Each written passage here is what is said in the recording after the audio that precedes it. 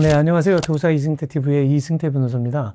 오늘 말씀드릴 거는 수목보상인데요. 수목보상이 뭐냐면 여러분들 공익사업을 하다 보면 수용하잖아요. 수용하는데 임야, 그다음에 대지, 이런 거는 당연히 토지는 수용되는 거는 아시겠지만 수목이라고 하는 게 나무를 이렇게 식재해 놓은 경우에 이거를 갖다가 수용하게 되면 어떻게 해야 되느냐. 이 분쟁이 의외로 많습니다. 토지 같은 경우에는 그래도 가격을 좀 매기가 쉬운데 수목에 대한 부분은 다툼이 굉장히 심해요. 이 사건의 경우에는 이분은 황금반송이라고 소나무의 종류인데 그렇게 키가 크진 않아요. 근데 황금반송이 굉장히 한 그루당 금액이 굉장히 많이 나가거든요. 고가입니다. 황금반송을 소유하고 계셨는데 개발 사업을 한다고 하면서 전부 수용을 해 가시면서 평가를 하는데, 감정평가사들이 평가를 어떻게 하냐면요, 나무가 만약에 100평에 한 2,000주가 이렇게 쭉 심어져 있다 그러면 그 나무가 크기가 다를 거 아니에요. 그 다음에 종류도 다르고 굵기도 다르고 수령도 다르고 다 다른데, 감정평가 하기 전에 먼저 수용할 대상을 정하는 조서가 있는데 합쳐서 3,000주 아니면 2,000주 이렇게 적고 그냥 일괄로 평가하는 거예요. 감정평가자들이 나와서 처음에 감정평가를 할 때 잘 살펴가지고 수목감정인들이 감정을 해야 되는데, 일반 감정인들이 어떻게 하냐면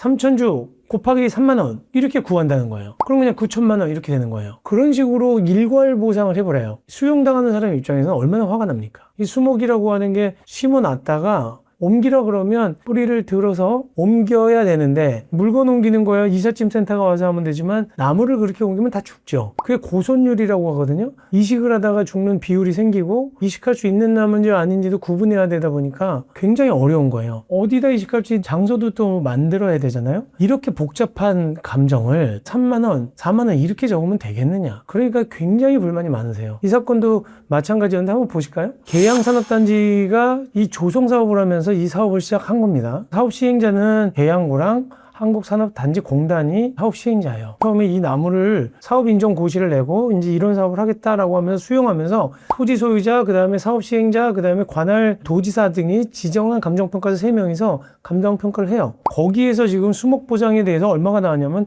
8,800만 원밖에 안 나왔어요. 그럼 화가 나니까 중앙토지수용위원회에다 이의 신청을 했더니 거기서 9천만 원이 나온 거예요. 그래서 이분들이 저희 사무실을 찾아와서 이거 안 되겠다. 그래서 증거보전 신청이라는 걸 했어요. 이거 증거보전 신청을 왜 했냐면 소나무를 다 치우겠다는 거예요. 이제 소나무 점유하고 있는 것 때문에 이 사업이 못 가니까 손해배상 청구를 하겠다 라고 해서 소장도 들어오고 빨리 옮기라는 건데, 저희 입장에서는 아니 이 소나무가 없어지면 감정평가를 어떻게 하겠어요? 사진만 보고 할 수가 없잖아요. 그러니까 우리 못 옮긴다 라고 해서 그 손해배상 청구 소송에서 다투면서, 그리고 인도 청구랑 손해배상 내지는 부당이득 청구를 같이 한 거거든요. 부당이득이라고 하는 거는 토지는 수용해 갔으니까 그 토지를 무상으로 돈도 안 내고 점용하고 있는 동안에 부당이득금과 손해배상, 사업이 늦어지는 거에 대한 거, 그 다음에 또 토지를 넘겨라, 이런 소송이 들어가 있는 거예요. 저희 쪽에서는 감정을 받아야 되니까 기다리세요. 그럼 증거보전 신청을 먼저 해서 수목감정 먼저 합시다라고 해서 증거보전 신청을 냈어요. 원래는 증거보전 신청도 그렇게 쉽게 받아들여지진 않는데 증거보전 신청을 해도 받아들여지긴 했거든요. 근데 문제는 증거보전 신청을 해서 감정 신청을 했더니 저희가 감정 신청서에다가 수목감정은 어떻게 해야 된다, 토지보상법에 따르면 수종, 수령, 수고라고 하는 게 높이, 그 다음에 근원경, 이런 것들을 정확하게 파악해서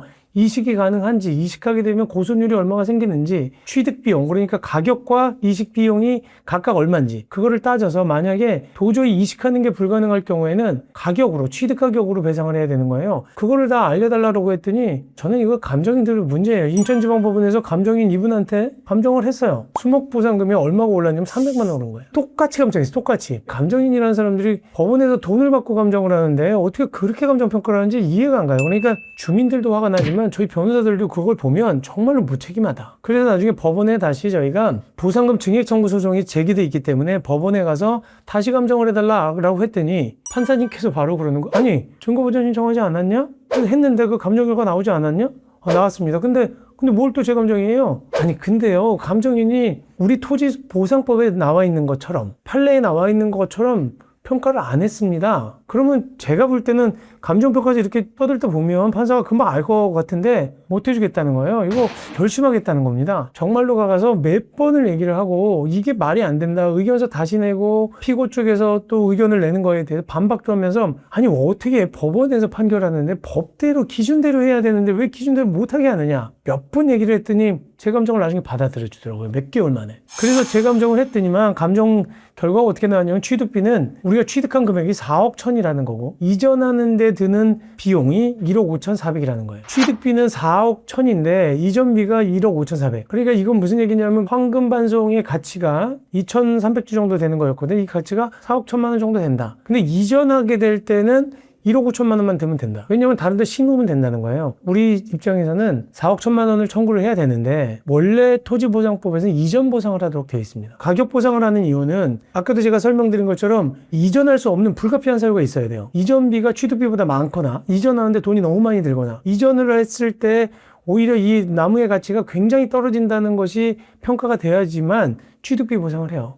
그리고 이전을 할 수 없는 사유가 있거나 객관적인 사유. 처음에 보상 감정을 못하면서 저희가 대체 토지를 확보를 못하고 또 소송이 들어와서 손해배상 청구가 들어오고 부당이득금 청구까지 들어왔기 때문에 우리가 이제 감정 끝났으니까 그냥 넘겨주는 걸로 해서 그냥 다 밭을 갈아버린 건데 우리가 이전을 정말로 할 수 없는 불가피한 사유가 있었는지가 증명이 안 되는 거예요. 그리고 이분들이 너무 지쳐서 다시 황금반송을 이전해서 뭐 거기서 키워서 식재해서 뭔가 사업을 하고 싶은 생각이 없어서 이전비 보상으로 합의를 해서 끝내는 걸로 했거든요. 그래서 금액이 1억 5,400. 그나마 이분들은 억울한 것은 좀 풀었습니다. 뭐냐면 9천만 원으로 평가된 건 잘못됐다. 평가는 4억 1천인데 어쨌든 이전비 보상으로 해서 저건 6,400만 원 정도를 더 증액해서 보상하라 라는 판결을 받은 거고 감정비는 피고가 부담하라.